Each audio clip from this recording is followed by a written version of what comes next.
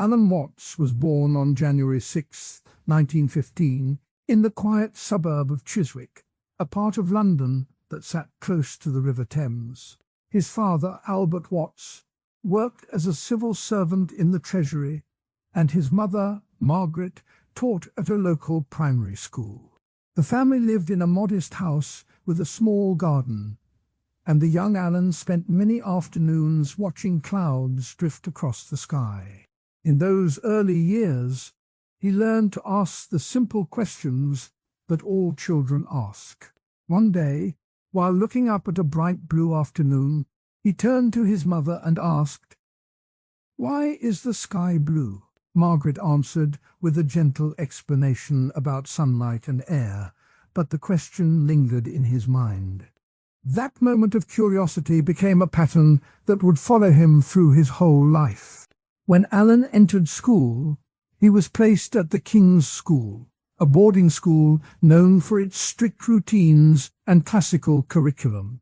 The school emphasized Latin, Greek, and the works of Shakespeare. Teachers expected students to memorize verses and recite them with proper cadence. At the age of 14, Alan began to wonder about the rules that shaped his daily life. He asked a teacher, "Why must we stand up when the bell rings? What is the purpose of that rule?" The teacher replied that it was tradition, a way to keep order. Alan's mind, however, kept turning over the idea that many rules exist simply because someone decided they should. This teenage questioning of authority hinted at a deeper search for meaning that would later appear in his talks about freedom and self-understanding. Alan's formal education continued at the University of London, where he studied philosophy. While his coursework covered the great Western thinkers, a chance encounter with a small book on Zen Buddhism opened a new door. The book was a translation of a work by D. Suzuki, a Japanese scholar who had spent many years teaching Zen to Western audiences. Suzuki's writing described a practice that seemed to answer the very questions Alan had asked as a child and a teenager. A way of seeing the world without needing to label everything first. Alan read the passage that said, "Zen is not a doctrine but a way of seeing," and felt a spark of recognition. He began to collect more of Suzuki's essays, and the ideas of emptiness and interconnection started to settle in his mind. At the same time, Alan discovered the work of Carl Jung, the Swiss psychologist who wrote about the collective unconscious and the importance of symbols. Jung's statement, "Your vision will become clear only when you can look into your own heart," resonated with the boy who had asked why the sky was blue. Jung's focus on inner symbols gave Alan a tool to explore his own thoughts. He started to keep a small notebook where he jotted down dreams, strange images, and the questions that rose in his mind. The notebook became a private laboratory for his own mind, a place where he could test ideas without the pressure of a classroom.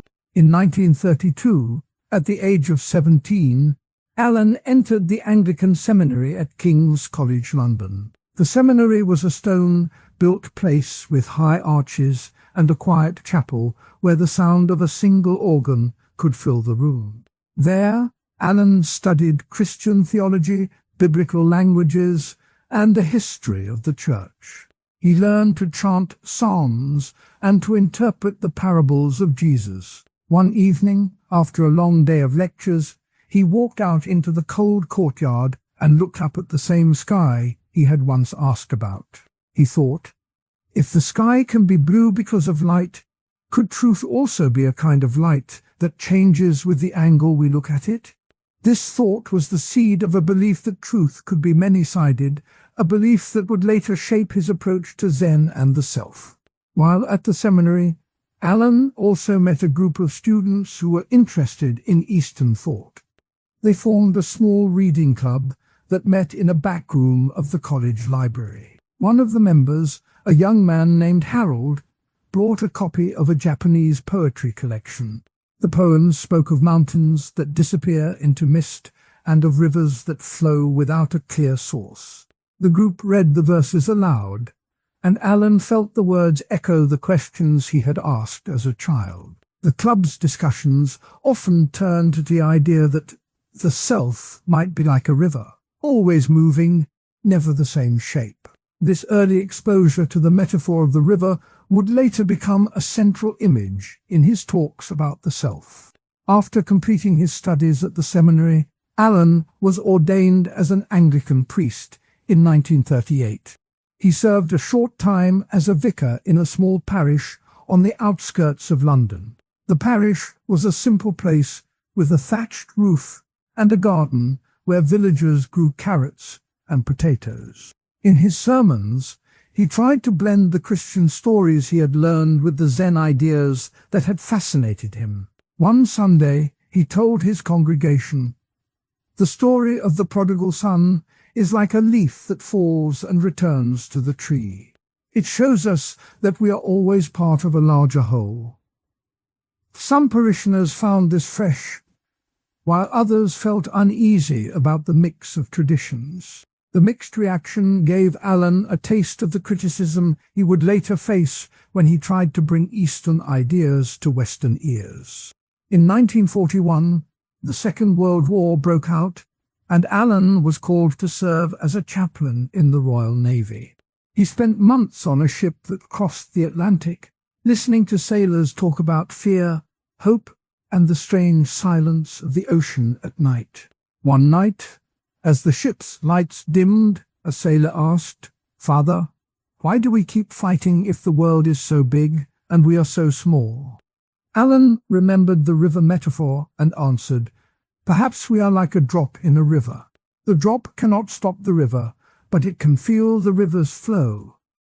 The sailor nodded, and the moment stayed with Alan. He realized that the simple analogies he used as a child could help people face big, scary events. When the war ended, Alan returned to civilian life and decided to leave the priesthood. He felt that the church structure limited his ability to explore the ideas that had grown inside him. He moved to the United States in 1949, accepting a teaching position at the American Academy of Asian Studies in San Francisco. The move marked a new chapter, but his early life continued to shape his work. The curiosity that had made him ask about the color of the sky, the teenage questioning of school rules, and the seminary experience of mixing stories, all these threads wove together to form his unique voice. One of the first public moments that showed his emerging style came in 1951, when he gave his first lecture in London after returning from America. The event was held at a small hall near the Thames, and the audience was a mix of students, poets, and curious citizens. He opened with the line, "If you have ever wondered why the sky is blue, you have already taken the first step toward understanding yourself." The crowd laughed, then fell quiet as he spoke about the link between outer observation and inner awareness. He quoted D.T. Suzuki, saying, "Zen is not a doctrine, but a way of seeing," and followed with his own words, "Seeing is not just looking. It is feeling the world as it moves." The lecture was recorded and later broadcast on the BBC, bringing his ideas to a wider audience. Critics soon began to comment on Alan's eclectic background. Some scholars argued that his early exposure to both Christianity and Zen made his work too mixed, saying, "He tries to blend two very different traditions, and the result is a confusing mash-up." These critics pointed to his seminary training and his later Zen talks as evidence that he never fully committed to one path. They warned that his audience might be led to believe that any belief system can be combined without respect for its depth. Others pushed back against that criticism. They claimed that Alan's broad view was exactly what the modern world needed. One reviewer wrote, "His early life gave him a wide lens. He can see the forest and the trees at the same time. This side argued that his ability to draw from both Christian and Buddhist sources allowed him to speak to people from many backgrounds. They noted that his use of simple stories, like the child asking about the sky, helped bridge gaps between cultures. The debate over his eclecticism continued as his fame grew. In later sections on Zen and the self, the video will return to this point, showing how his early mix of ideas helped him craft a view of the self that was both fluid and grounded. He often said, "You are not a separate island. You are a wave on the ocean of life." This image of the wave can be traced back to his river metaphor from the seminary reading club and to the way he imagined the sky as a canvas of light. The later discussion of Zen will reveal how the idea of no self fits with his early belief that the self is like a river, always changing, never a fixed stone. Another anecdote from his early years adds depth to his story. While studying at the seminary, Alan once attended a lecture by a professor of comparative religion. The professor showed a picture of a Buddhist stupa and a Christian cathedral side by side. He asked the class, "What do these two buildings have in common?" Alan raised his hand and said, "Both are places where people go to look beyond themselves." The professor smiled and said, "Exactly. The shape of the roof does not matter as much as the intention inside." This moment reinforced Alan's belief that the inner purpose of a practice mattered more than its outward form. It also gave him a phrase he would later repeat. "The form is a doorway. The meaning is the room beyond." A different story from his teenage years shows how his curiosity about rules turned into a lifelong theme. At age 16, Alan's school announced a new rule. Students could no longer wear hats inside the classroom. He asked the headmaster, "Why must we remove hats? Does a hat block learning?" The headmaster replied, "It is a sign of respect." Alan thought about it, and later wrote the story of Alan Watts' rise of Zen and Tao in the West begins in the early 1950s, when a young British scholar arrived in America with a mind full of poetry and a deep love for Asian thought. He had studied Buddhism at Cambridge, and he had read the ancient verses of Lao Tzu and the teachings of the Buddha. In the United States, he found a culture that was hungry for new ways to look at life, but that still spoke mostly in the language of science and religion. Watts saw an opening. He began to speak on radio, to write essays, and to give talks that turned the old Chinese and Indian ideas into stories that anyone could hear while driving home or sitting in a kitchen. One of the first moments that marked his public work was a series of radio talks in 1955. The shows were called The Way of Zen, and each episode lasted about 20 minutes. In those talks, Watts would tell listeners that Zen was not a set of rules, but a way of seeing the world as it is. He would say that the Buddha taught that the mind can be like a clear lake, reflecting everything without being disturbed. He would quote the ancient text, "The Tao that can be named is not the eternal Tao," and then explain that the point was not to chase a perfect definition, but to notice how things flow naturally. The radio format forced him to keep his language simple, to use everyday images, and to avoid the dense academic language that many scholars used at the time. Another key event was his meeting with Shunryu Suzuki in 1960. Suzuki was a Japanese Zen master who had come to San Francisco to teach at the Zen Center of San Francisco. Watts attended a meditation session led by Suzuki and was struck by the quiet power of sitting in silence. After the session, the two men sat together and talked about the nature of emptiness. Suzuki explained that emptiness is not a void or a lack, but a space that allows everything to appear. Watts took that idea and turned it into a story about a river. He said that a river does not push its water forward. It simply lets the water follow the path that the land creates. In the same way, a mind that is empty can let thoughts flow without trying to hold them tight. These two anecdotes, radio talks and the meeting with Suzuki, show how Watts moved from academic study to public teaching. They also illustrate the three main ideas that he kept returning to: emptiness, flow, and naturalness. Emptiness is the space that makes room for experience. Flow is the way that life moves when it is not forced. Naturalness is the quality of acting in a way that matches the world, rather than trying to bend the world to a personal plan. Watts often broke these ideas into simple points. He would say that emptiness is like a clear sky. When clouds pass, the sky is still there, ready to hold the next cloud. He would say that flow is like a child learning to ride a bike. At first, the child tries to control every movement, but soon the child lets the bike move under them, feeling the wind and the balance without overthinking. He would say that naturalness is like a tree growing toward the sun. The tree does not decide to grow. It simply reaches where the light is strongest. These everyday images made the abstract ideas feel close to home. The river example is used again and again.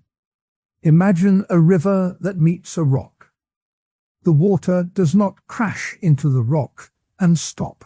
Instead, it moves around it, finding a new path, sometimes carving a new channel over many years. Watts would tell listeners that a mind that is empty can move around obstacles in the same way.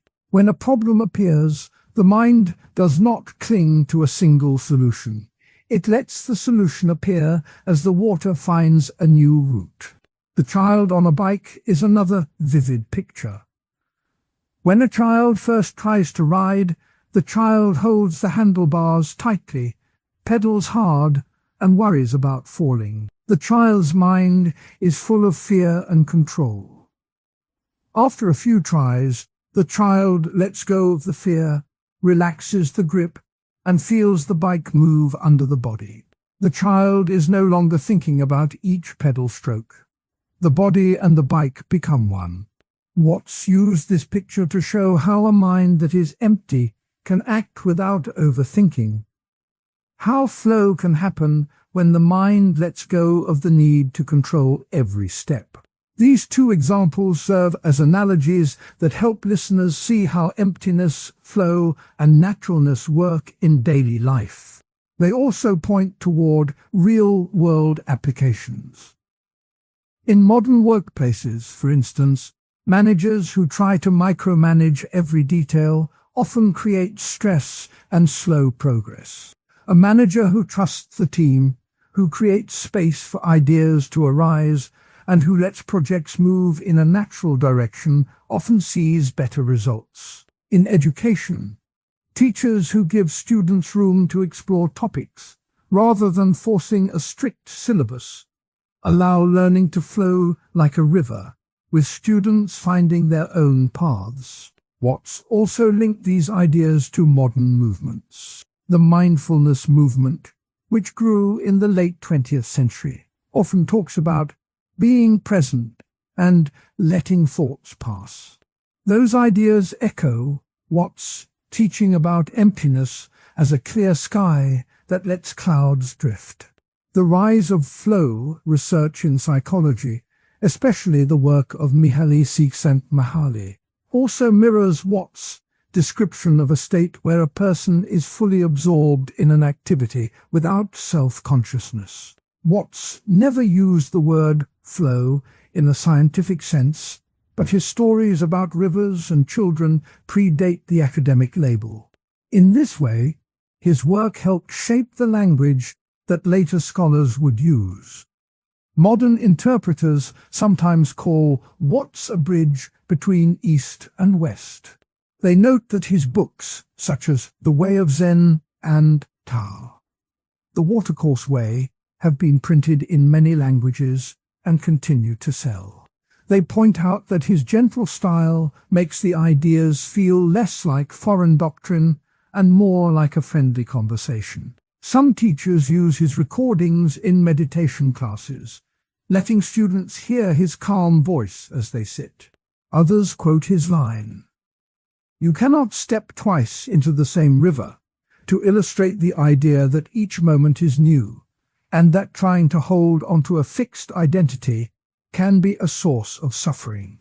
Despite the praise, there are two major counter-arguments that scholars often raise. The first is that Watts's interpretations were too Western. Critics say that he filtered Zen and Tao through the lens of Western psychology and philosophy, making the teachings fit into concepts familiar to a Western audience. They argue that this process can erase subtle differences that are important in the original texts. For example, the Chinese word wu, emptiness, carries a sense of non-being that is tied to the Taoist view of the cosmos, while the Buddhist Sunyata points to the lack of inherent self. By blending the two, critics say Watts may have created a hybrid that does not fully represent either tradition. The second counter-argument is that Watts oversimplified complex texts.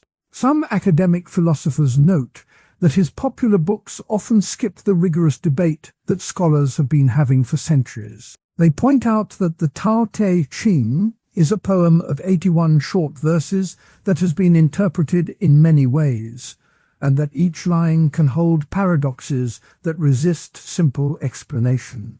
When Watts says, "The Tao is like water, gentle yet powerful," some scholars feel he reduces a deep philosophical system to a single metaphor. They worry that listeners might walk away thinking they have mastered the tradition, when in fact they have only touched the surface. Watts himself was aware of these critiques. In a letter to a friend, he wrote, "The purpose is not to become a scholar of the East, but to feel the East in the heart of the West."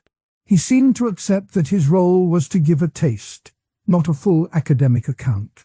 His own words helped to frame the debate. He once said, "You cannot understand a thing by trying to force it into a box. You must let it be, and the box will change." This quote shows his belief that the act of translation itself is a transformation, and that some loss is inevitable. Historical anecdotes add color to this picture. In 1958, Watts was invited to speak at the American Academy of Arts and Sciences. The audience expected a lecture on philosophy, but Watts walked on stage with a small bamboo flute. He played a short, simple tune before beginning his talk on the music of the Tao. The audience laughed, then fell silent as he explained that the music was an example of naturalness. No notes were forced. Each sound followed the breath. This moment is often remembered as a vivid illustration of his teaching style, a blend of humor, art, and deep insight. Another anecdote comes from his time at the University of California, Berkeley, in 1966. A student asked him why the Buddha talked about no self. Watts answered by pulling a small stone from his pocket and placing it on the table. He said, "Look at this stone. It is not a person. It does not think. It does not feel. Yet it exists." The Buddha's point is that we cling to the idea that we are a solid, unchanging self, when in fact we are more like this stone, part of a larger flow. The story shows how he used simple objects to make a complex idea clear. Quotes from primary sources appear throughout his talks. He often quoted Lao Tzu. "Nature does not hurry, yet everything is accomplished." He would follow that with his own words. "When the mind stops trying to force, the world shows its own rhythm." He also quoted the Buddha, "All that we are is the result of what we have thought." Watts would add, If we can learn to watch thoughts without grabbing them, we can change the shape of our lives. These quotations link the ancient voices to his modern explanations. The section on emptiness, flow, and naturalness also leads naturally to the later discussion of the self. In the next part of the video, the narrator will explore how Watts described the self as a story we tell ourselves, and how that story can be loosened when we practice emptiness. By seeing how the river moves and how the child rides, viewers can see why the self can be fluid rather than fixed. This continuity helps the audience keep the ideas together, rather than treating each part as a separate lesson. To bring the ideas into everyday life, consider a simple kitchen scene. A person is making tea. If they focus too much on each step, measuring the water, timing the steep, worrying about the flavor, they may miss the calm that comes from simply watching the steam rise. If they allow the process to flow, they may notice the steam dancing, the scent of the leaves, and feel a quiet joy. This is emptiness in action, a clear mind that lets the tea make itself. Another everyday picture is a commuter on a train. When the train is crowded, the mind can become tense, trying to control the space around. If the commuter relaxes, lets the crowd move naturally, and simply watches the scenery outside, the ride becomes smoother. The commuter is then flowing with the train, rather than fighting it. These small scenes show how Watts' ideas can be used without any special meditation cushion or exotic setting. In modern times, many people use Watts' recordings as background while they work, study, or relax. Apps that offer guided philosophy often include a clip of his voice saying, "Life is a dance, not a performance." Listeners report that hearing his calm tone helps them let go of perfectionism and move with a gentle rhythm. This is a direct real-world application of his teaching on naturalness. Some contemporary philosophers argue that Watts' approach is still valuable because it invites people to experience philosophy, not just read about it. They point out that the ancient texts were meant to be lived, not merely studied. By turning the ideas into stories, analogies, and daily images, Watts kept the spirit of the teachings alive. Others, however, maintain that a deeper study is needed to avoid misunderstanding. They suggest pairing Watts' talks with more scholarly translations to get a fuller picture. In summary, Alan Watts acted as a bridge that carried Zen and Tao across the ocean. He used radio talks in the 1950s, meetings with teachers like Shunryu Suzuki, and simple stories about rivers and children. Alan Watts often said that the ego is not a solid thing, but a story that the mind keeps telling itself. In his talks, the British-born philosopher repeated that the self is like a movie that runs in the background of every moment. The idea did not appear out of thin air. It grew from the work of earlier thinkers such as David Hume, who wrote that the mind is a bundle of impressions that never stays the same. Hume argued that when we look inside, we find only a flow of thoughts, feelings, and sensations, not a permanent I. Watts took that bundle idea and mixed it with the Buddhist doctrine of anatta, the no self. In Buddhism, the teaching says that there is no unchanging core behind the thoughts and feelings. The self, according to that view, is a label we attach to a constantly shifting process. Watts liked to explain the ego as a story because a story is easy to picture. Imagine a driver stuck in a traffic jam. The driver feels angry. The anger is not just a flash of heat. It is wrapped in a narrative. This is unfair. I am being punished. I deserve better. This city does not care about me. The story tells the driver that the world is out to get him. In the moment, the driver believes the story and reacts sharply. If the driver sees the anger as a story instead of a fact, the tension can loosen. The driver might notice, I am feeling angry because I think the jam is a personal attack. That small shift shows how the ego builds a plot that makes a simple feeling feel like a personal flaw. A second example comes from a student who worries about a test score. The student thinks, if I do poorly, I am a failure. My future is ruined. My parents will be disappointed. The worry becomes a story about identity. The student's self-image is tied to a single number on a paper. When Watts points out that the ego is a story, he invites the student to watch the thought as a passing scene, not as a permanent label. The student can say, I am nervous about the test, and I am thinking that a low score would define me. By seeing the thought as a story, the student can step back and let the feeling pass without it turning into a fixed self-judgment. These two everyday scenes illustrate Watts' central claim. The ego is a mental narrative that makes us feel separate from the flow of life. The claim rests on three simple arguments. First, the mind constantly changes. Feelings rise and fall, thoughts appear and disappear. If the mind is always moving, a fixed self cannot stay the same.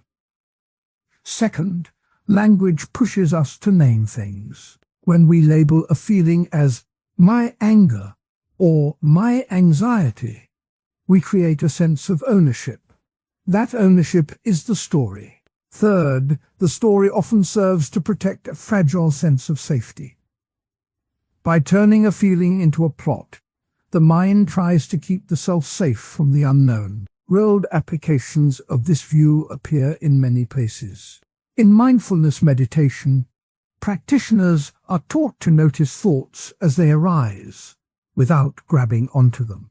This practice mirrors Watts's advice to see the ego as a story.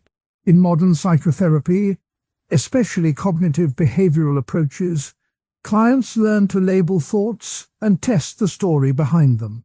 When a client says, I am a bad driver because I got stuck in traffic, the therapist helps the client see the thought as a story, not a fact. In both cases, the goal is to reduce the grip of the ego story on behavior. Modern thinkers have taken Watts' idea further.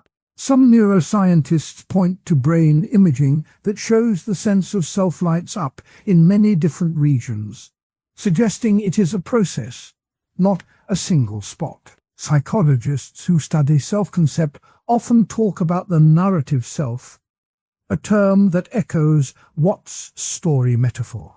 In the field of positive psychology, researchers find that people who can step back from their ego stories report higher well-being and lower stress. These modern interpretations keep the core of Watts' insight alive while adding scientific detail. Not everyone agrees that the ego is merely a harmless story. One line of criticism comes from evolutionary psychologists who argue that the ego has adaptive value. They say that a sense of self helps an organism keep track of its own body, plan for the future, and protect itself from danger. In this view, the ego is a tool that evolved to increase survival, not a useless tale. The argument holds that without a stable sense of self, a person could not plan a career, keep a family, or learn from past mistakes. The psychologist's point is that the ego, even if it is a story, serves a purpose that cannot be ignored. A second counter-argument comes from philosophers who defend a stable self. Some argue that the continuity of personal identity over time is necessary for moral responsibility. If the self were only a story, they claim, it would be hard to hold someone accountable for actions taken years ago. The philosopher may point to the famous ship of Theseus puzzle, asking whether a ship made of entirely new parts remains the same ship. In the same way, they ask whether a person whose self is only a story can truly be said to own their deeds. These philosophers often cite personal identity theories that rely on memory, bodily continuity, or a core soul. They see Watts's view as overlooking the need for a stable anchor in ethical life. Watts responded to such worries in his 1962 essay, The Self. In that piece he wrote, "The ego is a social convention, a name we give to a process that we cannot stop, but we can see it for what it is." He described how the story of the self appears when a person tries to separate themselves from the world. The essay used the image of a wave that thinks it is a separate drop of water. The wave's story is that it is distinct, yet the wave is made of the same water as the ocean. By using that image, Watts linked the ego story to the natural world, showing that the self is not a solid island, but a part of a larger flow. A memorable televised interview from the late 1960s offers another anecdote. During a live broadcast, an audience member asked Watts why he kept saying the ego is a story. Watts smiled, looked at the microphone, and replied, "Because it is easier to see a story than a wall. A wall blocks. A story invites you to look behind it." He then invited the audience to close their eyes and notice the feeling of being a listener, not a speaker.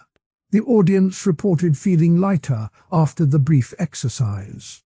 That moment captured how Watts used simple language and a gentle tone to make a complex idea feel approachable. Watts often crossed his ideas about the self with his teachings on Zen practice.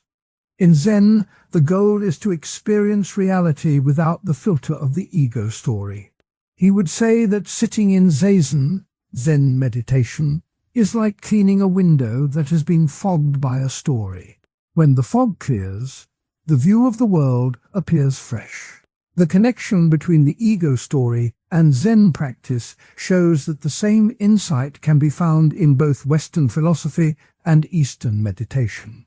When Watts spoke about the ego, he also referenced the British philosopher David Hume. Hume wrote, "For my part, when I enter most intimately into what I call the self, I find nothing but a bundle of perceptions." Watts quoted Hume in a lecture, adding, "The bundle is not a thing you can hold, it is a river that keeps moving." By linking Hume's bundle theory to Buddhist anatta, Watts built a bridge between two traditions that both deny a permanent self. The story metaphor also appears in modern psychology's self-schema research. A self-schema is a mental structure that holds beliefs about who we are. Researchers find that these schemas can be changed with therapy, supporting Watts' claim that the ego story is not fixed. In practice, a person who believes, "I am always angry," can learn to see that belief as a story, not a fact, and replace it with a more flexible view. This change often leads to better relationships and less stress. To illustrate the concept further, consider a third everyday scene. A person receives a compliment about their cooking. The immediate story might be, "People think I am good at cooking, so I must be a good person." The ego grabs the compliment and turns it into a broader claim about worth. If the person steps back and sees the compliment as a simple positive note, the ego story does not grow. The person can enjoy the praise without feeling the need to prove themselves constantly. A fourth scene shows how the ego story can trap a person in fear. Imagine someone hearing a loud thunderclap while walking home at night. The mind may spin a story. The thunder means danger. The world is hostile. I am unsafe. The story amplifies a natural startle response into a lasting sense of threat. By labeling the feeling as, "I am scared because I am hearing thunder," the person can see the fear as a reaction, not a proof that the world is against them. Both examples demonstrate how the ego story can turn ordinary events into personal dramas. Watts argued that by recognizing the story, one can let the drama fade. He often used the analogy of a theater. The stage is life, the actors are thoughts and feelings, and the ego is the director who writes the script. If the audience watches the play without believing they are the director, they can enjoy the performance without the weight of authorship. In his writings, Watts also quoted the Buddhist sutra that says, "Form is emptiness. Emptiness is form."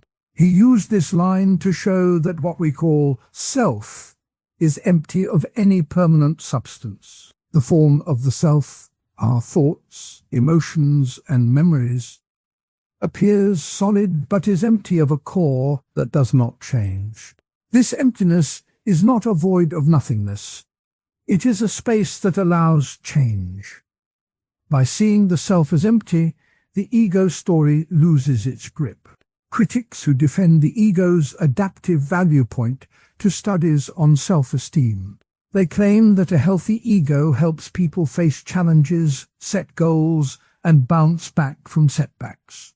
In this view, the ego is like a coach that encourages a runner to keep going. Watts would respond that the coach can be a voice inside the story, but the runner can also listen to the breath and the rhythm of the feet. The coach is useful, but it does not have to dominate the whole experience. Philosophical defenders of a stable self often cite personal memory. They argue that remembering past events creates a thread that ties the present self to the past self. Without that thread, they say, a person could not claim ownership of past actions. Watts replied that memory itself is a story we tell ourselves about who we were. The memory is not a perfect recording. It is reshaped each time it is recalled. Therefore, the thread is made of stories, not of an unchanging substance. The modern field of neurophenomenology tries to map the experience of self onto brain activity.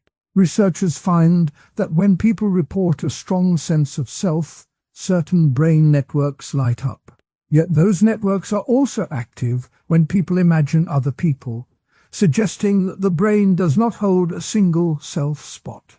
This scientific finding aligns with Watts' claim that the ego is a story woven from many processes. In practice, the concept of the ego as a story can help in conflict resolution.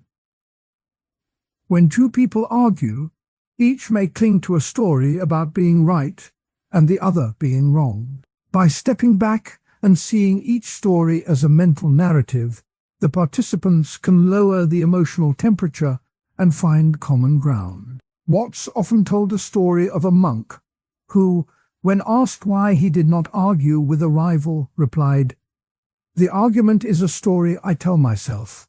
I prefer silence." The monk's silence showed the power of letting go of the ego story. Another practical use appears in creative work. Artists often describe a flow state where they are not thinking about themselves, but are absorbed in the act. In that state, the ego story fades and the work emerges more freely.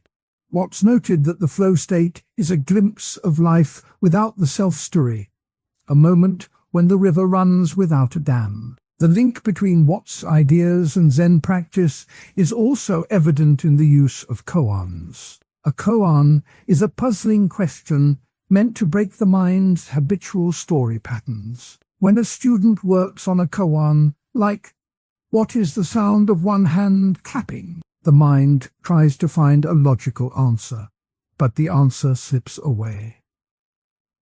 The failure to find a story forces the mind to rest in the present. Watts used the koan as an illustration of how the ego story can be unsettled by a simple paradox. Modern psychology offers a tool called diffusion, used in acceptance and commitment therapy. 8.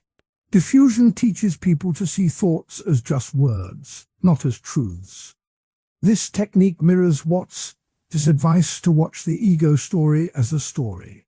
For example, a person might notice the thought, "I am a failure," and label it, "I am having the thought that I, Alan Watts, often said that life is a game that we are invited to play."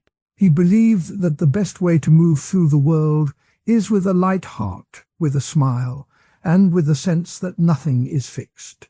In his talks he would quote Shakespeare, saying that all the world is a stage, and he would also point to the old Chinese ideas of Tao. The Taoist paradoxes tell us that the deepest truth is found in the space between words, in the silence that follows a joke. Watts liked to show that a joke can open a door to a deeper view of reality. The idea that life should be approached with playfulness did not appear out of thin air. Watts grew up in a family that loved literature and poetry. He read Shakespeare as a child and felt the rhythm of the lines. He also studied Zen Buddhism, a branch of the Tao that uses paradox to break the habit of ordinary thinking. In the Zen story of the sound of one hand clapping, the point is not to find a logical answer, but to see the limits of the mind. Watts took that lesson and applied it to everyday life. He said that humor is a way to see those limits and to step beyond them. One of his favorite lines from Shakespeare is, "All the world's a stage, and all the men and women merely players." Watts would repeat that line and then add that the play is not a serious drama that must be performed with a straight face. He would say that the actors can improvise, that they can laugh at a missed cue, and that the audience can join in. In the same way, the human mind can treat a problem as a chance to improvise, not as a threat. A second source for his view is the Taoist saying that the soft overcomes the hard. Watts explained this by showing how a feather can move a stone if it rolls over it many times. He used that image to say that gentle humor can wear down a heavy worry. He would tell a story about a monk who laughed at a falling leaf, and the leaf became a symbol of how a laugh can change the weight of a moment. To make the idea clear, Watts often used simple everyday examples. He would picture a person who spills coffee on a white shirt right before an important meeting. The first reaction might be anger or panic. Watts would ask the listener to imagine that the person instead laughs at the dark spot, sees it as a small splash of paint, and then decides to wear the shirt as a reminder that nothing is perfect. The laugh changes the feeling of loss into a feeling of play.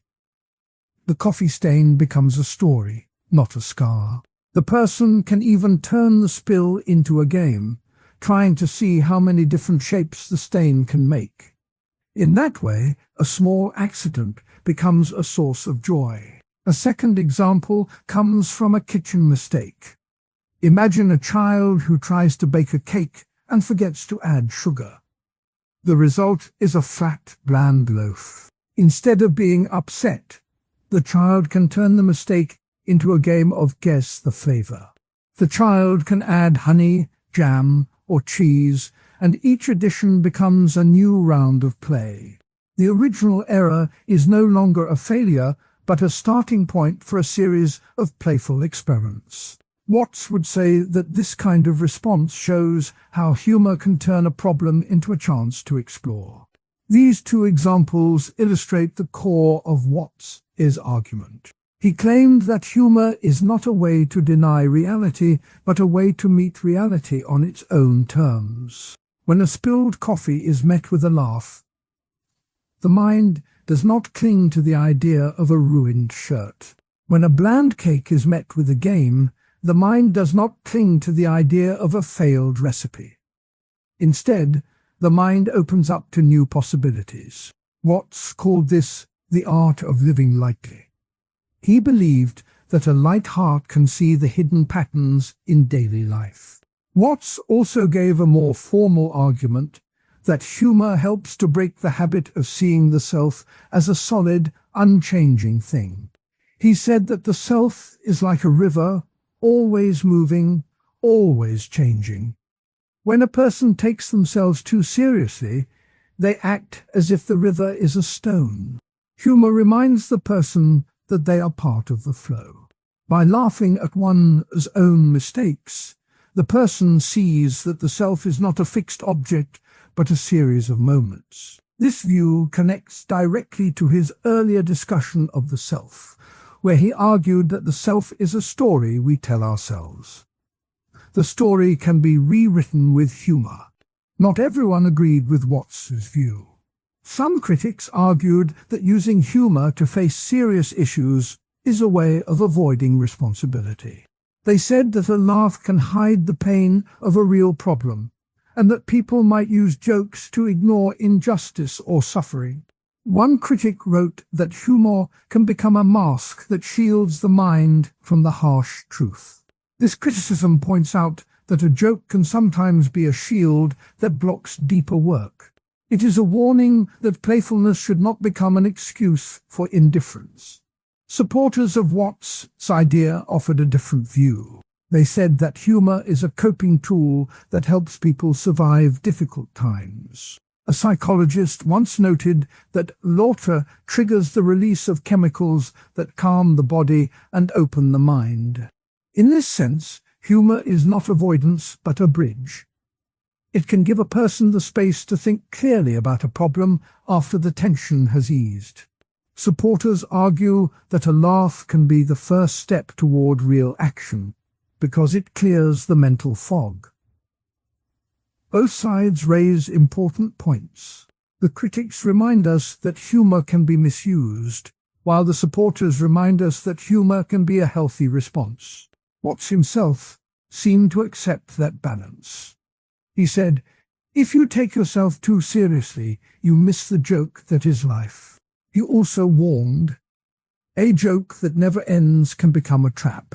In other words, humor should be a tool, not a permanent shield. World applications of this playful approach can be seen in many places. In schools, teachers who let children turn a mistake into a game often see higher engagement. A teacher might let a class that got a math problem wrong turn the error into a puzzle to solve together. The laughter that follows makes the lesson stick. In the workplace, managers who joke about a missed deadline can reduce stress and keep the team focused on fixing the issue. A light comment such as, "Looks like the deadline slipped like a banana peel," can turn tension into collaboration. In both cases, the humor does not hide the problem. It changes the way people feel about it. Modern interpretations of Watts' playfulness often link it to the idea of mindful humor. This is a practice where a person pays attention to the present moment and then lets a smile or a laugh arise naturally. Mindful humor is not forced. It is a response that comes from seeing the absurdity in the moment. Some contemporary teachers of meditation use jokes to illustrate the point that thoughts are like clouds that pass by. By laughing at a cloud, the mind learns that thoughts are not permanent. This modern twist still follows Watts' original line that humor can open a door to deeper awareness. Analogies help to make the point clearer. Imagine a child on a swing. If the child holds on too tightly, the swing will not move far. If the child leans back and lets the swing flow, the motion becomes smooth and joyful. Humor works like the gentle push that lets the swing move. It does not force the swing, but it eases the tension. Another analogy is a musician who plays a wrong note. Instead of stopping, the musician can turn the mistake into a jazz improvisation. The wrong note becomes a new melody.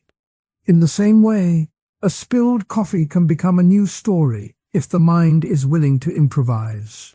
Two historical anecdotes illustrate how Watts lived his own advice. In the early 1970s, Watts was invited to speak at a university campus that was in the midst of protest. The crowd was tense, and the atmosphere felt heavy.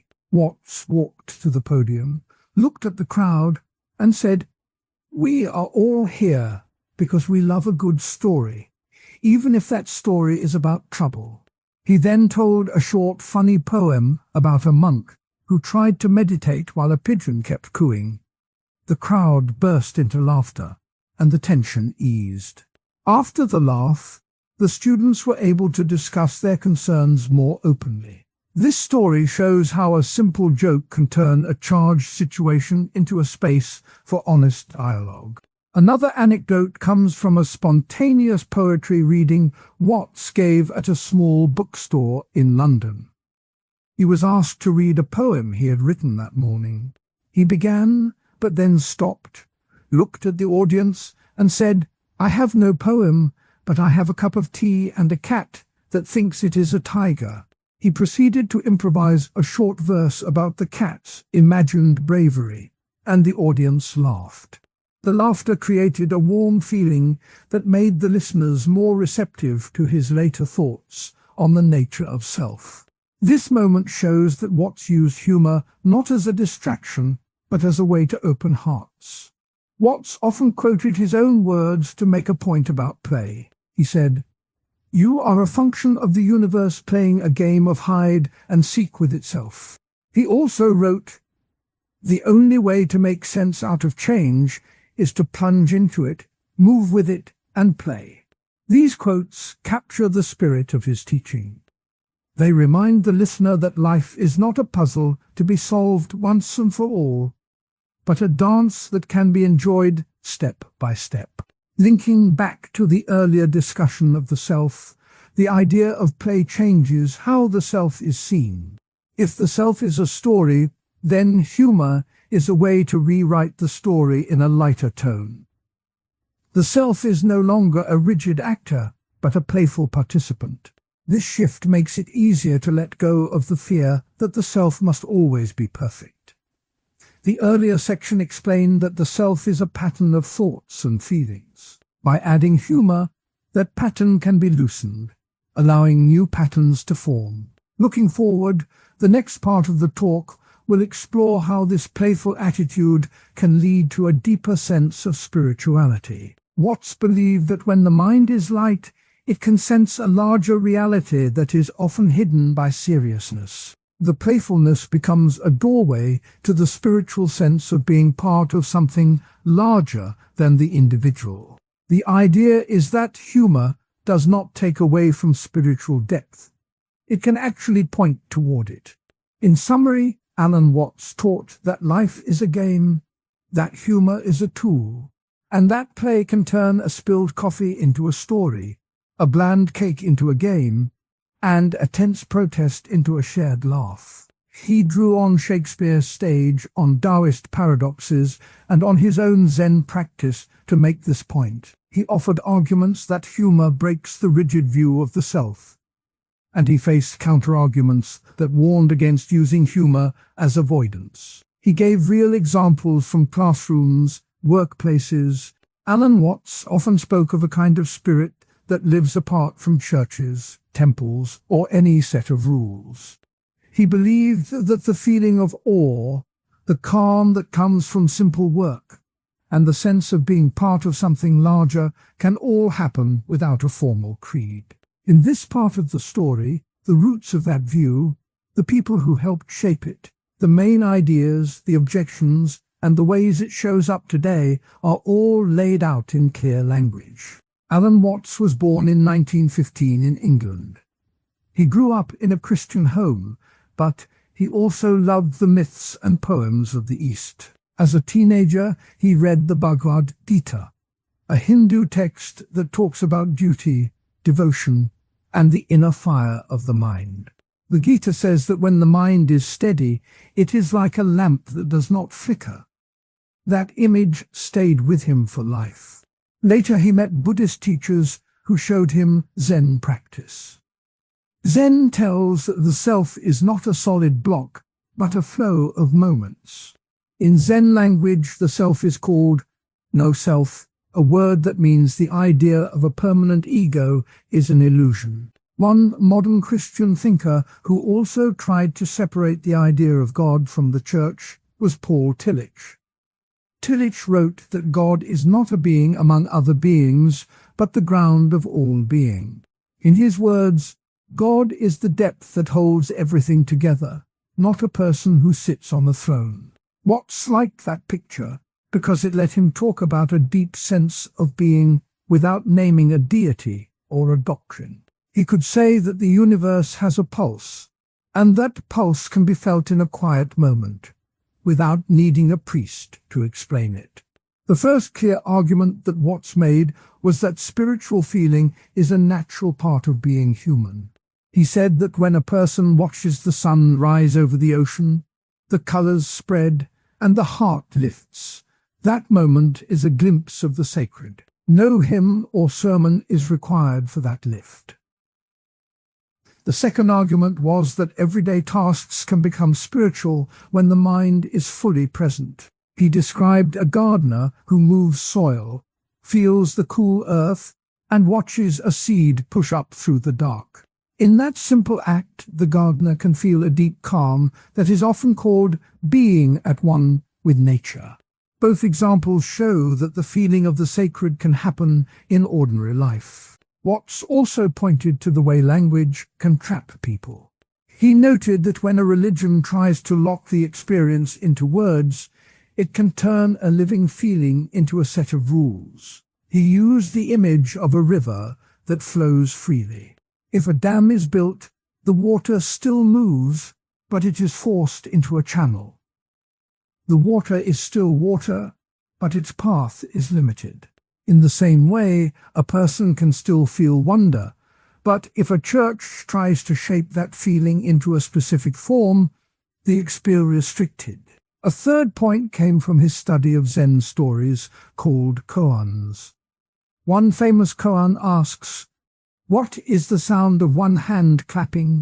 The point is not to find a logical answer, but to push the mind beyond ordinary thinking. Watts said that this kind of practice shows that the mind can reach a state of pure awareness without any belief system. He argued that the mind can rest in that state, and that rest is what many religions call spiritual peace. The difference, he said, is that the peace does not need a label. These ideas did not go unanswered. Some religious leaders felt that Watts was dismissing the value of tradition. A bishop who met Watts on a radio program in the late 1950s said that without the guidance of a community, a person could drift into confusion. The bishop argued that rituals, symbols, and shared stories give a person a map for the inner journey. He warned that a lone seeker might mistake a passing feeling for lasting truth. On the other side, many seekers praised Watts for opening a new door. A young woman who attended a meditation group in San Francisco wrote that Watts gave her permission to sit in silence without feeling guilty for not praying in a church. She said that his words let her see that the quiet she found in a park was just as real as any prayer. For her, Watts' view turned the world into a place of hidden temples, each moment a chance to meet the deeper self. The two counter-arguments show the tension that still exists. The first side worries that removing the communal framework could leave people alone with their feelings. The second side celebrates the freedom to find spirit in any setting. Both concerns are part of the ongoing conversation about how people relate to the inner world. In everyday life, Watts' ideas can be seen in many places. People who practice mindfulness often sit in a chair, breathe, and notice the rise and fall of their chest. They do not call the practice a prayer, but they still talk about feeling connected. A teacher who uses a simple breathing exercise in a classroom is using the same principle. The mind can settle without a creed. Another example is a photographer who waits for the perfect light at dawn. When the light hits the landscape, the photographer feels a rush of gratitude. That feeling is a form of spiritual awareness that does not need a hymn. Modern thinkers have taken Watts' blend of East and West and turned it into new movements. Some call it secular spirituality. In this view, people look for meaning in science, art, and nature, rather than in a deity. A popular podcast host once said that Watts taught that the universe is a giant story we are all part of, and that we can be the main characters without needing a god to write the script. The host added that this view helps people stay humble while still feeling awe. The concept of the self also plays a key role. In many Western traditions, the self is seen as a solid thing that owns thoughts and actions. In Zen, the self is more like a wave on the ocean. The wave appears separate, but it is made of the same water as the ocean. Watts liked to say that the self is a pattern that appears when the mind looks at itself. He quoted the Gita. When the mind is quiet, the self shines like a lamp. By linking the Zen idea of no self with the Gita's quiet mind, he built a bridge that showed how different cultures can point to the same experience. A historical anecdote from 1958 helps illustrate how Watts shared his ideas. That year, he held a book launch for The Way of Zen. The hall was filled with students, poets, and curious listeners. When he spoke, he told a story about a monk who tried to count the grains of sand on a beach to prove that the mind could measure everything. The monk soon realized that the sand kept flowing, and his counting stopped. Watts used that story to say that the mind cannot hold everything, and that trying to fit the whole of life into a set of doctrines is like trying to count each grain of sand. The audience laughed, but they also felt the truth of the image. Another anecdote comes from a radio debate that aired in 1960. Watts was invited to discuss spirituality with a local pastor on a public broadcast. The pastor asked, "If there is no religion, how can people find moral guidance?" Watts answered that the sense of right and wrong can grow from the feeling of being part of a larger whole. He said that when a person feels the same breath as a tree, the urge to harm that tree fades. The pastor replied that rules are needed to keep people honest. The conversation ended with both men agreeing that love for the world can be a strong guide, whether it comes from a church or from personal experience. Quotes from Watts himself give a clear voice to his view. He once said, "You are the universe experiencing itself." In plain terms, that means each person is a small part of the whole, and the whole lives through each person. Another line he repeated often was, "The only way to make sense out of change is to plunge into it."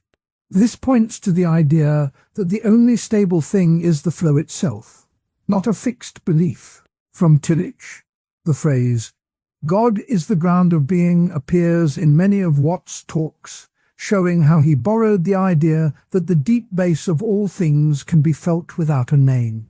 The Bhagavad Gita offers a line. "When meditation is mastered, the mind is unwavering like a flame." Watts used that to show that a steady mind can be a source of peace, no matter the label. The practical side of Watts' teaching can be seen in a simple gardening scene. A person kneels in the soil, pulls a weed, and feels the cool earth on the hands. The mind slows, the breath deepens, and a sense of being present grows.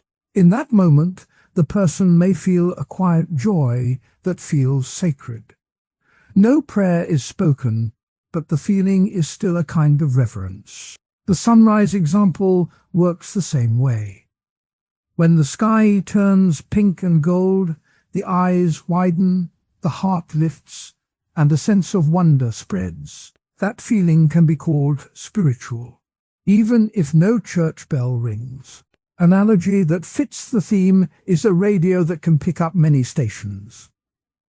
When the dial is set to a specific station, the listener hears only that music. If the knob is left free, the radio can catch many sounds, sometimes a bird, sometimes a distant car, sometimes a faint voice. Watts suggested that the mind works like that knob. When it is locked into a single doctrine, it hears only one song. When it stays open, it can hear many notes of life. The more the mind stays open, the richer the experience. The modern world often mixes Watts' ideas with scientific language. A neuroscientist might say that the feeling of awe comes from a burst of activity in the brain's default mode network. A poet might say that the same feeling is the soul's whisper. Watts would say that both descriptions point to the same event. A moment when the mind steps out of its usual chatter and rests in a wider field. Whether one calls it brain chemistry or a glimpse of the divine, the experience is. Alan Watts often said that language is a tool, not a wall. In the calm voice of the narrator, the story of his view on words begins with the idea that words shape the way people see the world, but they do not lock the mind inside a box. This idea links back to the ancient verses of Lao Tzu, who wrote that the nameless is the mother of the named.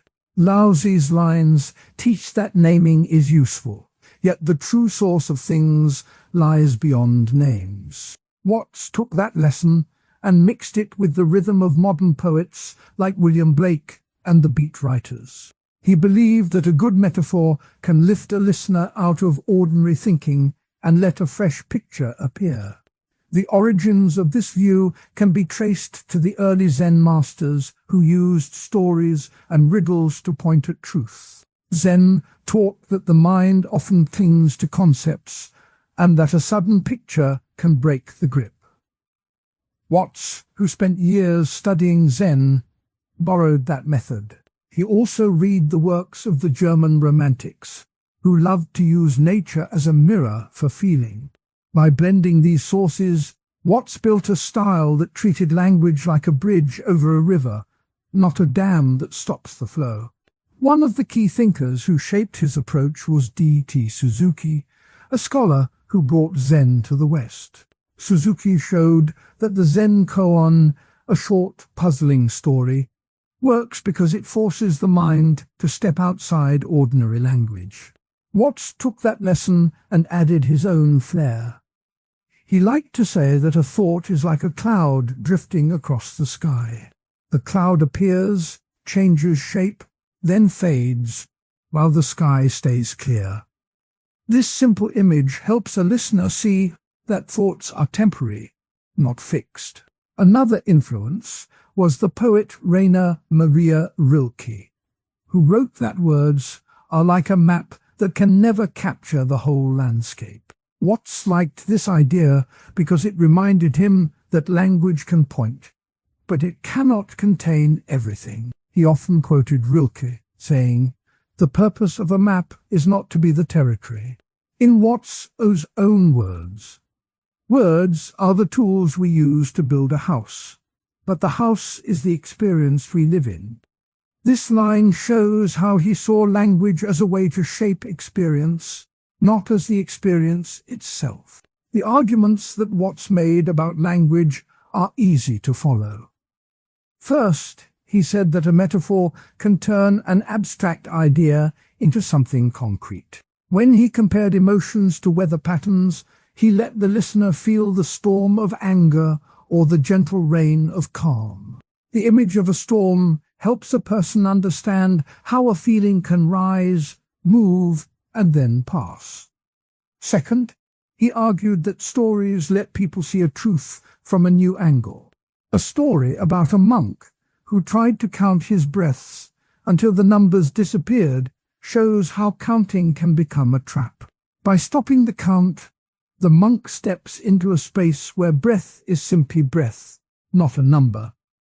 These points are supported by real-world examples. A teacher who tells students that a bad mood is like a thunderstorm can help them notice that the storm will end. A therapist who uses the cloud picture can guide a client to watch thoughts float by without grabbing them. In both cases, the metaphor makes the inner life easier to talk about. Modern teachers of mindfulness still use these same images, showing that Watts' style has lived on. Modern interpretations of his language work often focus on the idea of language as play. Some scholars say that treating words like toys lets the mind stay flexible. They point to Watts' humor, which was a key part of his teaching. In earlier sections on Zen and humor, the narrator explained how a joke can open a mind just as well as a serious lecture. The humor shows that the mind does not have to take every word as a solid fact. By laughing, a listener can see the limits of language and feel a sense of freedom. Two counterarguments appear in the academic discussion.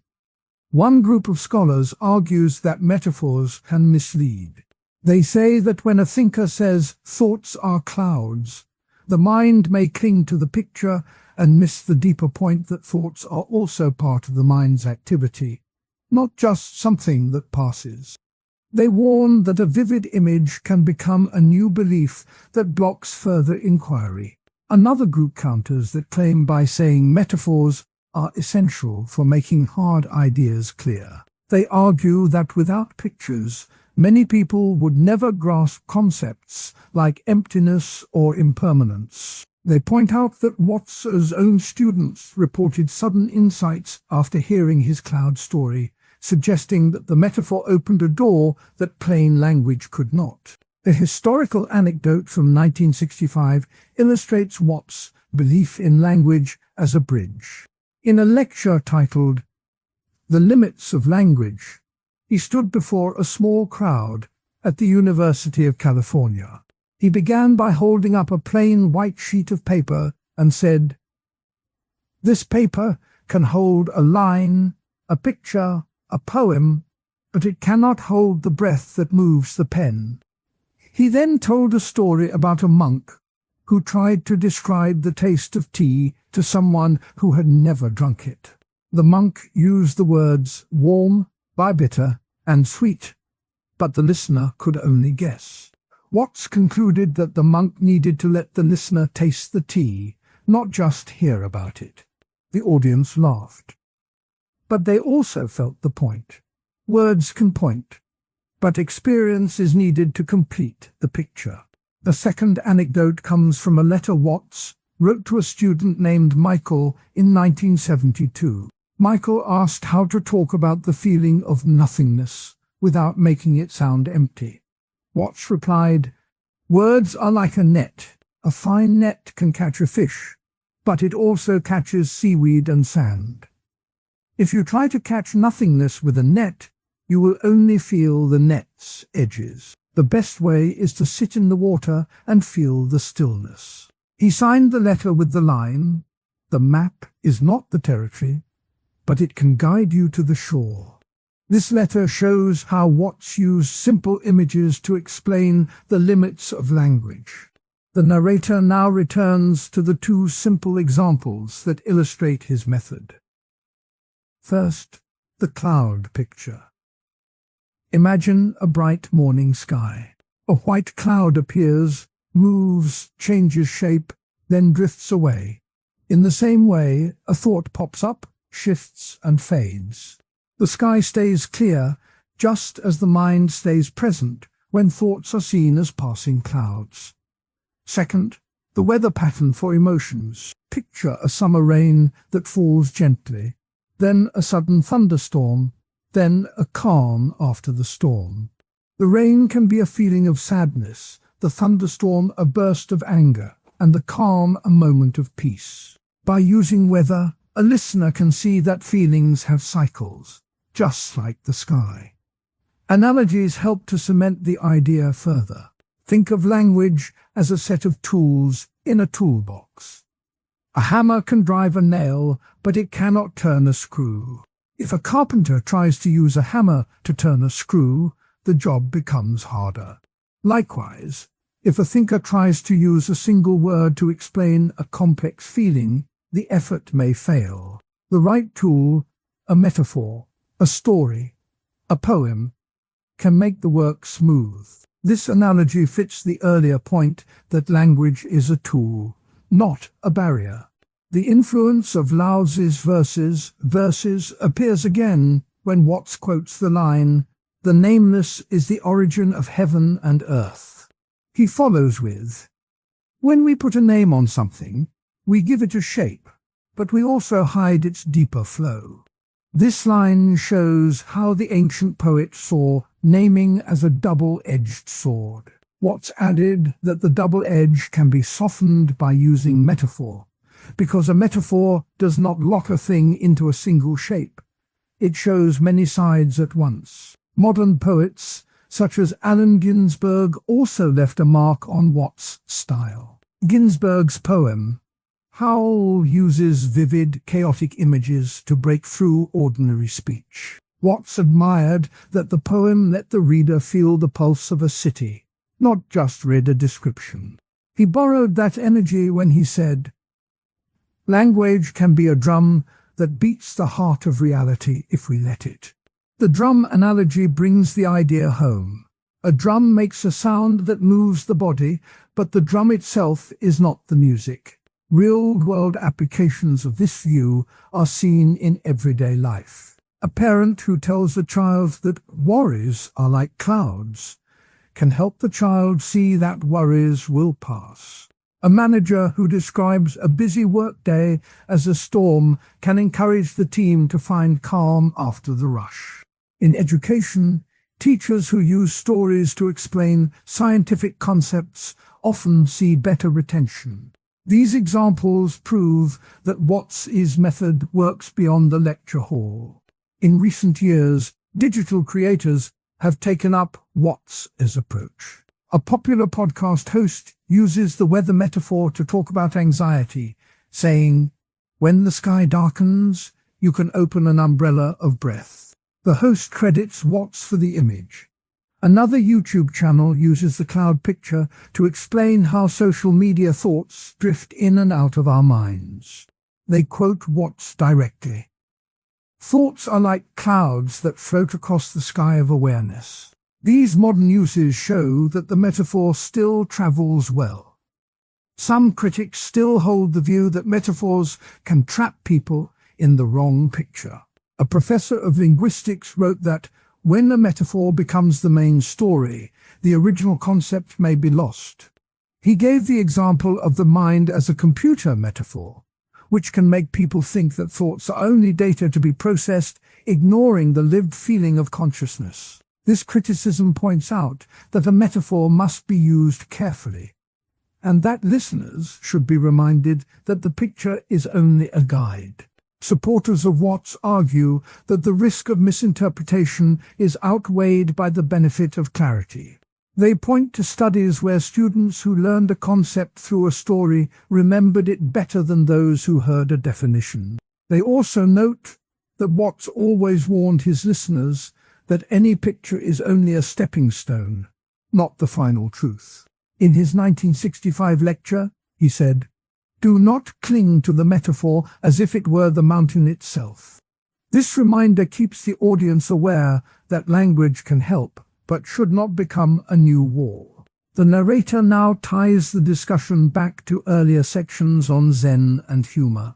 Zen teaches that the mind can be caught in endless analysis, and humor can snap the mind out of that trap. Watts blended both by using playful images that also carried depth. When he joked that the universe is a joke without a punchline, he was not being silly. He was showing that the mind can be light enough to see the big picture without being weighed down by the need for a tidy answer. The humor softened the seriousness, while the metaphor opened a new way of seeing. In the final part of this segment, the narrator offers a short reflection. Language, like a river, can carry ideas far, but it can also carve its own banks. By using metaphor, Watts built bridges that let listeners cross from one side of thought to the other. He showed that a picture can be a lantern in a dark room, guiding the eye without claiming to be the whole room. He also taught that the lantern can be turned off, so the eye learns to see in the dark. This balance between picture and emptiness is the core of his teaching on language. To close, a quote from Watts himself sums up the theme. "Words are the tools we use to build a house, but the house is the experience we live in. This line reminds the audience that words shape the world, but the world lives beyond the words. By keeping this in mind, listeners can enjoy the beauty of metaphor without being trapped by it. The story Alan Watts became a name that many people hear when they think about Zen, the self, and modern spirituality. He spoke on radio, wrote books, and gave talks that reached a wide audience. Yet his work also drew sharp criticism. Some scholars say he took ideas from Asian traditions and reshaped them for a Western market. Others say he helped bring those ideas to people who might never have heard them.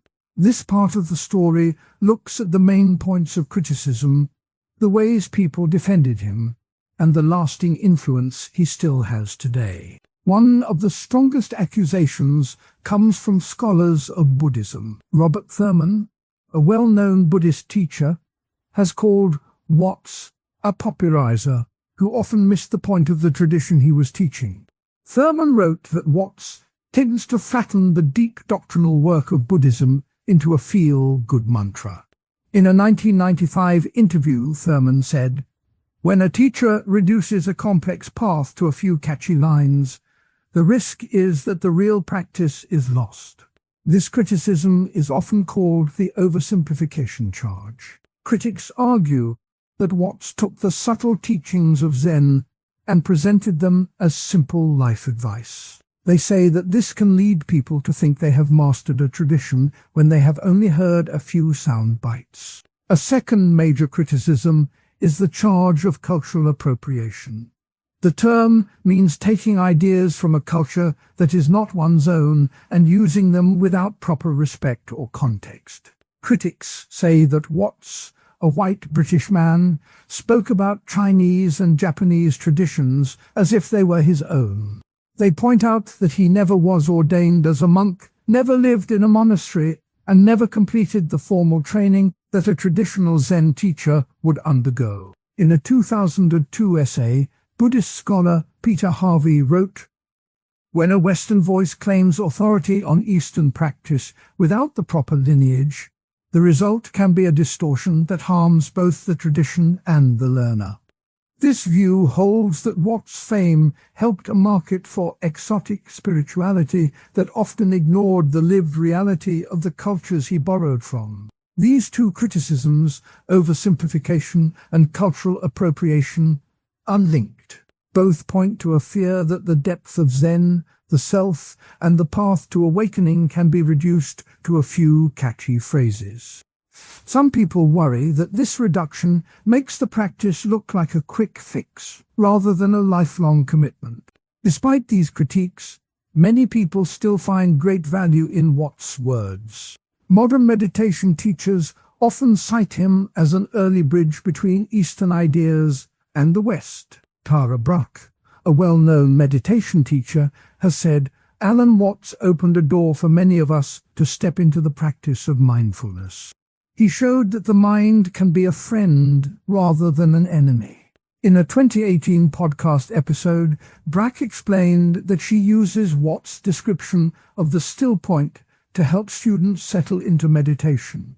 She says the phrase helps people see that the calm they seek is already inside them. Everyday life offers clear examples of how Watts' ideas appear today. In a yoga class in Austin, Texas, the instructor often opens the session with a short quote from Watts. "The only way to make sense out of change is to plunge into it, move with it, and join the dance." The class then moves through poses while the music plays a soft rhythm. The quote sets a tone of acceptance and flow. Students report that the line helps them let go of the need to control each movement. It turns the practice into a living example of the idea that life is a flow, not a fixed shape. A second example comes from a popular podcast about creative work called The Flow Lab. In one episode, the host describes how a writer can enter a state where words seem to write themselves. The host cites Watts, saying, When you stop trying to force the story and simply let the process happen, you are living the flow that Alan Watts talked about. The episode then shares a short story about a musician who felt stuck until she stopped judging each note. The host ties the story back to Watts' view that the self is not a fixed thing, but a river that keeps moving. Listeners often comment that the reference helped them see their own blockages in a new light. These everyday moments show how Watts' words have moved from the lecture hall to the studio, from the book page to the yoga mat. They also illustrate why his influence is still felt in modern mindfulness practice and pop culture. The debate over his legacy does not end with critics and supporters. There are two main lines of defense that people use when they talk about Watts. The first line says that Watts was a bridge. He lived in a time when most Western readers had never heard of Zen. By using plain language, he gave them a first taste of ideas that would later be explored more deeply. Supporters point out that without his early work, the later wave of interest in mindfulness might have been slower. They argue that a bridge does not have to be perfect. It only needs to get people across. In this view, the bridge can be improved later, but the first crossing matters. The second line of defense comes from skeptics who question how deep Watts really was. Some scholars say that his background in philosophy gave him a different angle on Zen, one that focused on the mind rather than on the disciplined practice. They argue that his writings often lack the rigorous meditation instructions found in traditional texts. In a 2011 article, scholar James Bishop wrote, "Watts offers a poetic view of the self, but the poetry does not replace the practice that a monk would undergo." This skeptical view does not dismiss Watts completely, but it asks readers to be aware that his work is more a reflection than a manual. Both defenses have merit. The bridge argument highlights the historical need for a translator who could speak in plain terms. The skeptical argument reminds readers that a translation can never replace the original practice. Together they form a balanced view of Watts' place in the story of modern spirituality. Historical anecdotes help to see how Watts moved through the cultural scene of his time. In 1973, a documentary called Alan Watts, The Way of Zen, aired on public television. The film showed Watts speaking in a garden, describing the nature of the self as a wave on the ocean. It also included footage of him walking through a crowded market in Tokyo, noting how the city's noise reminded him of the mind shatter. The documentary was praised for its visual style, but some reviewers felt it turned deep teachings into a light-hearted travelogue. The film helped introduce Watts to a new audience, many of whom would later buy his books. The second anecdote looks at the years after his death. Watts died in 1973, but his books kept selling. In the 1990s, a new generation of readers discovered his work through used bookstores and online forums. The rise of the internet made it easy to share short clips of his talks. A popular online community called Zen Talk posted a recording of Watts saying, "You are not a drop in a river, you are the river." The quote went viral, and sales of his books spiked. By the end of the decade, his titles were on the bestseller lists of several major retailers. This posthumous rise shows how his ideas found a new home in a world that was already looking for mindfulness tools. Connecting these stories back to earlier sections of the video helps to see the full picture. In the part about Zen, Watts was praised for making the concept of no self feel approachable. He used everyday language to explain that the self is not a solid thing, but a pattern that changes. In the section on the self, his claim that the ego is a social costume we all wear gave listeners a way to think about identity without feeling trapped. In the spirituality segment, his idea that the universe is a single organism and you are a part of it offered a sense of belonging. The critiques focus on whether these ideas were too simple, but the everyday examples show that many people still find them useful. Quotes from Watts himself give a clear picture of his own intent. He once said, "The only way to make sense out of change is to plunge into it, move with it, and join the dance." He also wrote, "You are the universe experiencing itself." These lines capture his style, poetic, inviting, and easy to remember. Critics argue that such lines can become slogans that replace practice. Supporters say that the slogans can spark curiosity that leads to deeper study. Quotes from critics also add weight to the discussion. Robert Thurman wrote, "When a teacher reduces a complex path to a few catchy lines, the risk is that the real practice is lost."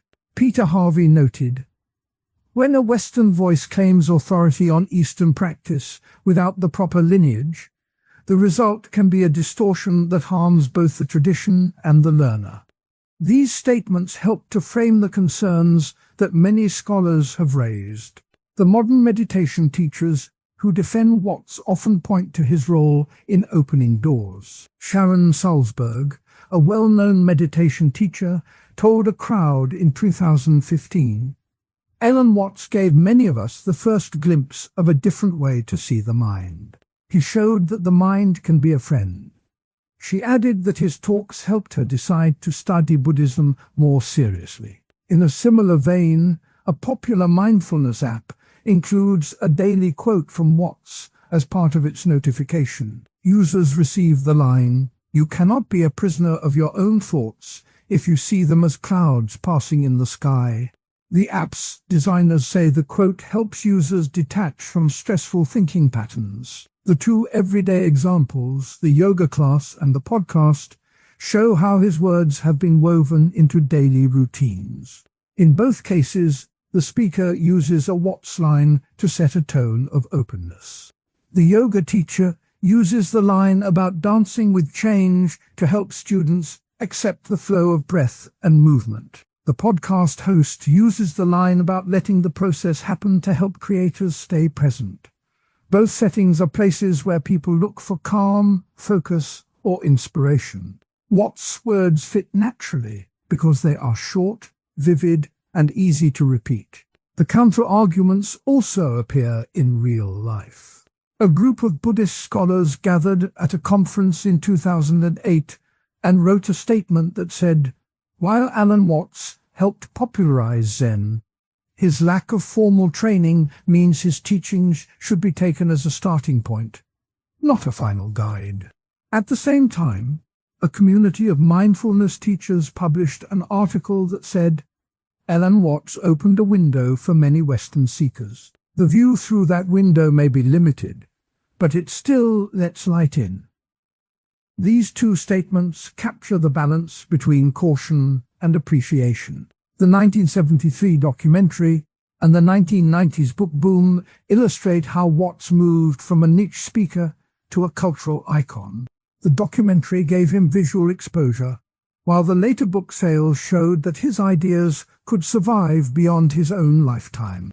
The rise of his books in the 1990s also coincided with a growing interest in self-help and New Age spirituality. People were looking for simple tools to manage stress, and Watts' clear language fit the need. This timing helped cement his place in modern pop culture. The legacy of Alan Watts can be seen in many places. In a recent TV series about mindfulness, a character mentions Watts while practicing a breathing exercise. In a popular video game, a non-player character recites a line that reads, "You are the universe experiencing itself."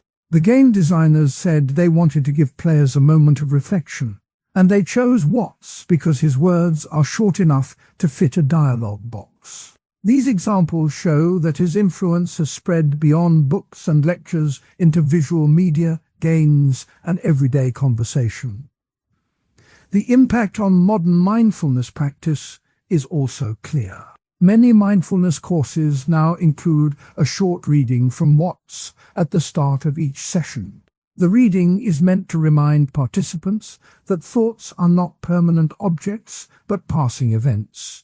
In a corporate wellness program, a trainer uses Watts' idea of the. Alan Watts once said, "The only way to make sense out of change is to plunge into it, move with it, and join the dance." That simple line can become a guide for anyone who wants to bring a little more calm into a busy day. In this part of the video, the narrator walks the listener through ways to turn everyday moments into chances to practice Watts' ideas. The focus stays on the self as a flowing process, on humor as a gentle reminder not to take things too seriously, and on spirituality as a sense of being part of something larger. Each tip is described in a way that anyone can try while making coffee, washing dishes, or walking to the bus stop. First, the narrator suggests a mindful walk. The idea is not to walk faster or to reach a destination, but to notice the rhythm of the steps. As each foot lifts and lands, the listener can feel the ground under the foot, hear the soft rustle of leaves, and notice the breath that follows each step. Watts often compared life to a river that never stops moving. By paying attention to the flow of the walk, the listener can feel the same river moving through the body. The narrator reminds the audience that a walk does not need a special path. Even a short stroll down the hallway can become a practice if the mind stays with the feeling of the feet. The narrator mentions that in a 1980s workshop held in a small studio in San Francisco, participants were asked to walk slowly while counting each breath. The instructor, a close student of Watts, told them that the counting was only a tool, not the goal. The goal was to let the mind settle into the pattern of walking and breathing, just as a musician lets a melody settle into a song. Second, the narrator describes a simple breathing exercise that can be done during a coffee break. The listener is invited to hold the cup, feel the warmth, and then turn attention to the breath. The practice goes like this. Inhale slowly for a count of 4, hold the breath for a count of 2, then exhale for a count of 6. While the breath moves, the listener can notice the taste of the coffee, the scent of the beans, and the quiet hum of the office. Watts liked to point out the mind is like a monkey that jumps from branch to branch. By giving the monkey a single branch, the mind settles. The narrator adds that humor can help here. If the listener catches the mind leaping to the next email, a gentle smile can be a reminder that the thought is just a visitor, not the host. The narrator quotes Watts, "You are not a drop in the ocean. You are the entire ocean in a drop." By feeling the breath as a tiny wave, the listener can sense the larger ocean of awareness. Third, the narrator shows how a household chore can turn into a meditation. Washing dishes, for example, can become a practice of presence. The narrator guides the listener to feel the water on the hands, the smooth surface of a plate, and the sound of water flowing. Each motion can be matched with a breath. Lift the plate as you inhale, lower it as you exhale. The mind may wander to thoughts about work or plans, and that is fine. The instruction is simply to notice the wandering and then bring attention back to the dish. This method mirrors Watts' view that the self is not a fixed object, but a pattern that appears and disappears. The narrator points out that in the same 1980s workshop, participants were asked to clean a room while counting each movement. The teacher told them that the counting was only a way to keep attention, not a rule. The real lesson was that any simple activity can become a doorway to awareness if the mind stays with the feeling of the action. Fourth, the narrator suggests a playful problem solving technique inspired by Watts' humor. When a problem feels heavy, the listener can imagine the problem as a rubber ball that can be tossed up and down.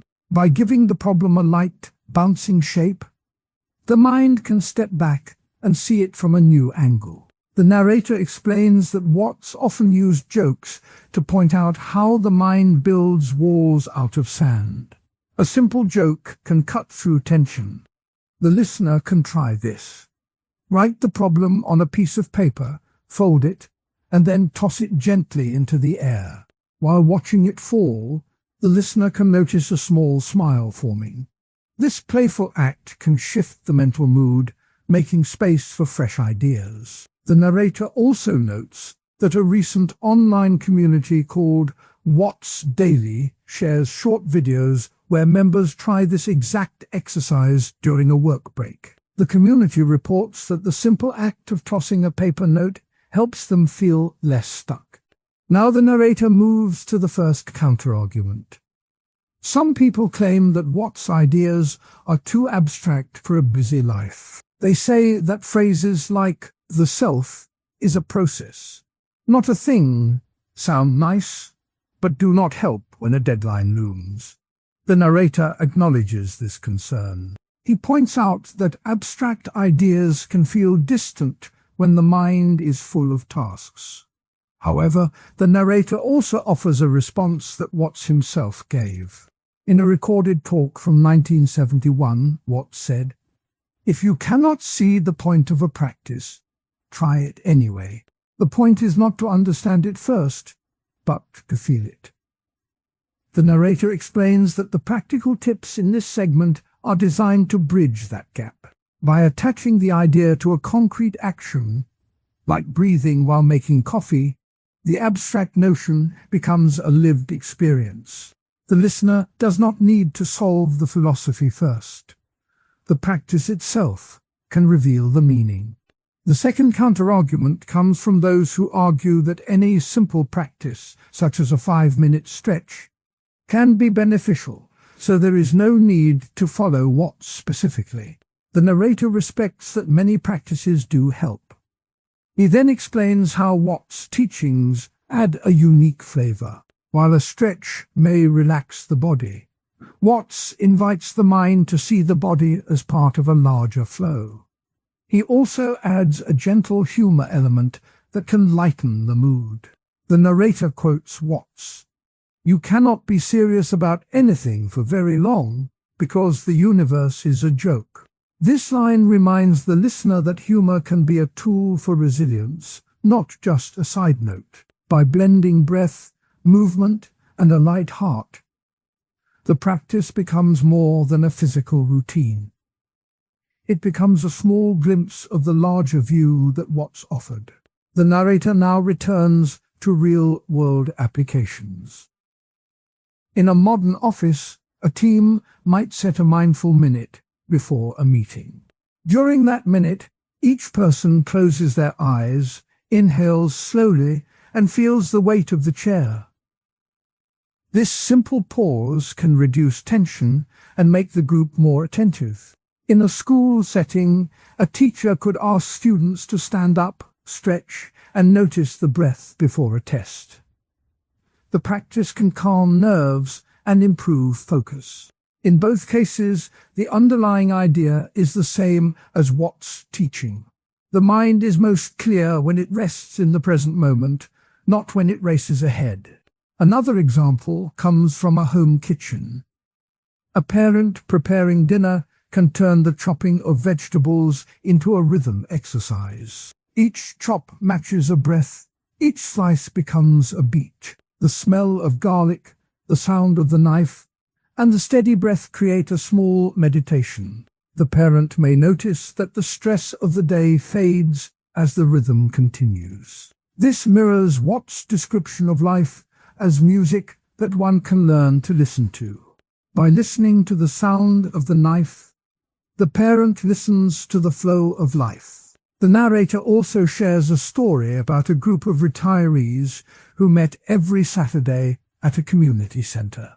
They read a short passage from Watts and then walked together around the park, matching steps with breath. Over time, they reported feeling less lonely and more connected to each other.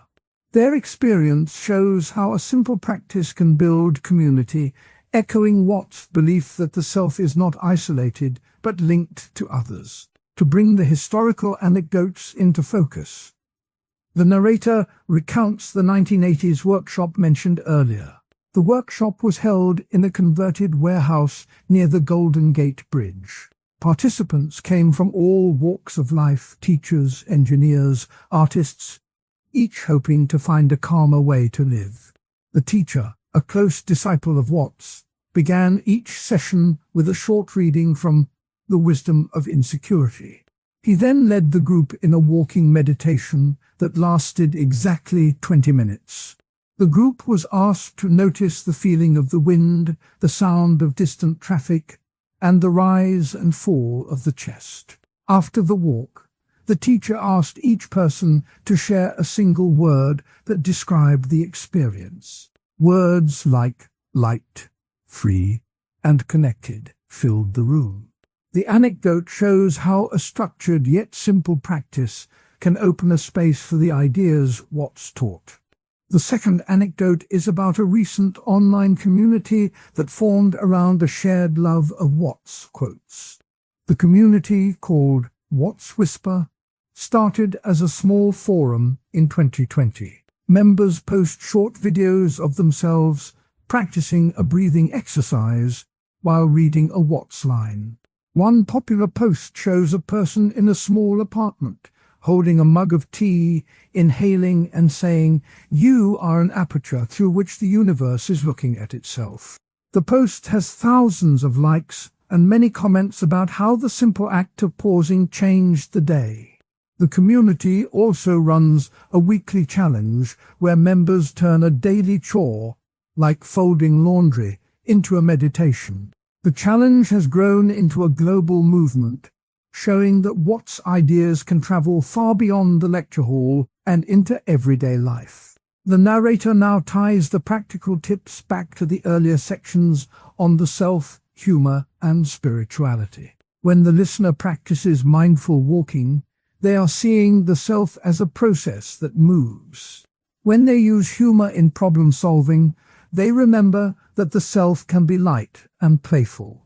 When they turn a chore into meditation, they feel a sense of spirituality that does not require a temple, only a willingness to be present. Each practice is a small step toward the larger view that Watts offered. That life is a play, a dance, a river that flows through each moment. To reinforce the ideas, the narrator offers a final set of quotes from Watts. One comes from his 1966 talk, The Real You. "You are not a speck of dust. You are the whole universe having a go at itself." Another comes from his 1973 book, The Book, on the taboo against knowing who you are. "The only way to make sense out of change is to plunge into it, move with it, and join the dance." These lines remind the listener that the practices described are not just tricks, but invitations to see life in a broader way. In closing, the narrator invites the listener to try one of the practices today. Perhaps the listener will take a coffee break, notice the breath, and smile at the simple joke that the coffee itself is a tiny river of flavor flowing through the mouth. Or perhaps the listener will wash a plate, match each movement with a breath, and feel a quiet sense of being part of a larger flow. Whatever the choice, the narrator assures that each small act is a step toward living with the calm, humor, and openness that Alan Watts celebrated. The narrator ends with a gentle reminder. Life is a series of moments. Each moment can be a chance to notice, to laugh, and to feel the whole. By keeping the practice simple, by allowing humor to soften the mind, and by seeing the self as a flowing pattern, the listener can bring Watts' ideas into the rhythm of daily life. The calm tone of the narration matches the calm tone of the practice, making the listener feel as if a quiet friend is walking beside them, sharing a breath, a smile, and a thought about the universe. The journey does not require a big change, only a small pause, a small breath, and a small smile. The listener is invited to take that pause now, right where they are, and let the river of life flow through them.